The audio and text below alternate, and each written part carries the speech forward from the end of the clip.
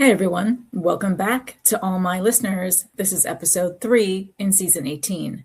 Today is Wednesday, June 17th, 2026. My name is Sonal Patel, and this is the Paint the Medical Picture podcast series.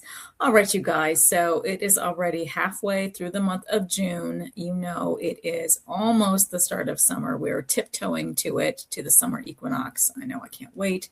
It is one of my very favorite times of year. It is the longest day in the Northern Hemisphere on the summer equinox, so it's absolutely fantastic. The day just seems forever long, and I truly enjoy it. Can't wait. All right, you guys. Well, let's go ahead and just dive into today's short and sweet episode. I do want to hit a newsworthy item as well as a trusty tip that I've been seeing, especially as I am auditing. So in today's newsworthy, I want to talk about something new for telehealth, which is going to be effective in October 2026, and I'll unpack it. And in my trusty tip, I'm going to focus on lots of confusion that I continue seeing as I'm auditing home visit services. And in Spark, I'll go ahead and round out today's episode with a remarkable quote by Louisa May Alcott. All right, you guys, let's get into it. So in today's newsworthy, in case you missed it, there is some fresh news in telehealth. If you happen to know RHC and FQHC billing, this news is for you. And of course, CMS put out a MLN Matters on this as well. Now, our rural health clinics, RHCs, as well as federally qualified health centers, FQHCs, have some key updates to telehealth billing that will take effect on October 1st, 2026, so just a few months away.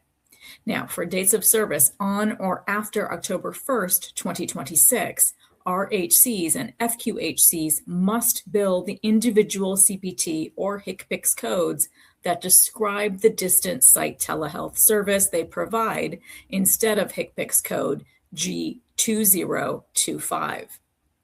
CMS publishes these codes annually along with the calendar year physician fee schedule, the PFS rule. Now, RHCs and FQHCs must report the appropriate revenue code along with one of the following modifiers. The modifier 93, which I just talked about a couple weeks ago, as well as the modifier 95, which I talked about on that same episode. Now, again, to refresh my audience, by definition, the modifier 93 is for synchronous telemedicine service rendered via telephone or other real-time interactive audio-only telecommunication system. And the definition for modifier 95 is synchronous telemedicine service rendered via a real-time interactive audio and video telecommunications system. Now, CMS goes over some background. Now, Section 6209C of the Consolidated Appropriations Act of 2026 extended our telehealth service flexibilities that allow RHCs and FQHCs to serve as distant site providers of telehealth services until January 1st, 2028. So that's fantastic. That's a nice, lengthy extension. Moving on, through calendar year 2027, pursuant to Section 1834 M8BI of the Social Security Act, requires CMS to make a payment for distant site telehealth services that's similar to the national average payment rates for comparable telehealth services under the physician fee schedule. Now, in accordance with yet another section of the Social Security Act, CMS does not use costs associated with distant site telehealth services to determine the payment amount under the FQHC prospective payment system and under the all-inclusive rate methodology for FQHCs and RHCs, respectively. Now, RHCs and FQHC practitioners can provide distant site telehealth services that are, number one, within their scope of practice and approved as distant site telehealth services under the physician fee schedule, and number two, from any location during the time they're working for the RHC or the FQHC. Currently, again, before October 1st of 2026, so currently as I'm speaking, RHCs and FQHCs bill Medicare Part B for non-behavioral health distant site telehealth services that are RHC and FQHC services by reporting HCPCS code G2025, which is defined as payment for a telehealth distant site service furnished by a rural health clinic, RHC, or federally qualified health center, FQHC, only. And now it's time for my best practice tips in Trusty Tip. Now, I've been seeing a lot of home visits in the claims and documentation I audit. Now, these services are great. The patient gets evaluated, treated, and managed right where they are living. The surge in these services is fantastic. However, coding professionals continue to ask me really good questions when it comes to getting things right. Now, home or residence services.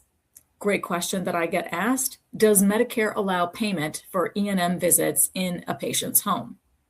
Now, let's not forget that before January 1st of 2023, there were 2 E&M sets of codes that were grouped and titled as domiciliary rest home or boarding home or custodial care services. And the second set was called home services. However, on January 1st, 2023 and on, these 2 groups merged together and became one E&M code family. The new code family is titled Home or Residence Services. So absolutely you can bill for home or residence services. Now, I always advise coding professionals to use the codes in this family to report E&M services provided to a patient in, number 1, their home or their residence, number 2, an assisted living facility, number 3, a group home that is specifically not licensed as an intermediate care facility for individuals with intellectual disabilities, number 4, for custodial care facilities, and finally for number 5, residential substance abuse treatment facilities. Now, another question that I receive is which place of service codes are used for home and residence services? So that's a great question, right? Because there's so many places the patient can be residing. So in addition to that place of service 12 for the patient's home, Medicare will allow the following place of service codes to accommodate the merger, right, of those 2 previous sets of codes, the domiciliary visit codes with the home visit codes. So they do accept place of service 13 for assisted living facility. They also accept place of service 14 for the group home. They also accept place of service 33 for custodial care facility. And finally, they also accept place of service code 55, which is for a residential substance abuse treatment facility. Now, remember, these CPT codes range from 99341 through 99350 for both new and established patients and are just like all of the other E&M codes I've talked about on this podcast for years, right? And those codes had their guidelines overhauled in 2021 and 2023, respectively, meaning that both MDM and time in the code definitions have changed significantly from the outdated 1995 and 1997 coding guidelines that applied to home services back then as well. And finally, in this week's inspiring quote in Spark, as season 18 starts up, I'm focusing on fear. So in this week's Spark, it's from Louisa May Alcott. I'm not afraid of storms, for I'm learning how to sail my ship. So very true, right? You just have to go for it and don't hold back. I love this quote on fear. This quote tells us loud and proud to get out there and try. This quote encourages us to live life knowing the waters are not always smooth. This quote allows us the space to learn and not be so hard on ourselves. I'm happy Louisa May Alcott's spark burns brightly and can still inspire so very many. All right, you guys. Well, that wrapped up today's super short and super sweet episode, right? It is the month of June. It is sweet. It is meant for popsicles and ice cream. Hopefully you guys are making time to dip in the pool, or you're finding a lake or an ocean to build sandcastles on. June is high time for a break, right? Shorts and t-shirts and maybe some tan lines, right, are in the mix for the entire month of June. I know I'm looking forward to everything I have planned for the remaining weekends this month. All right, you guys, I wish you all an amazing and very, very happy week ahead. Thank you so much for listening on today's episode.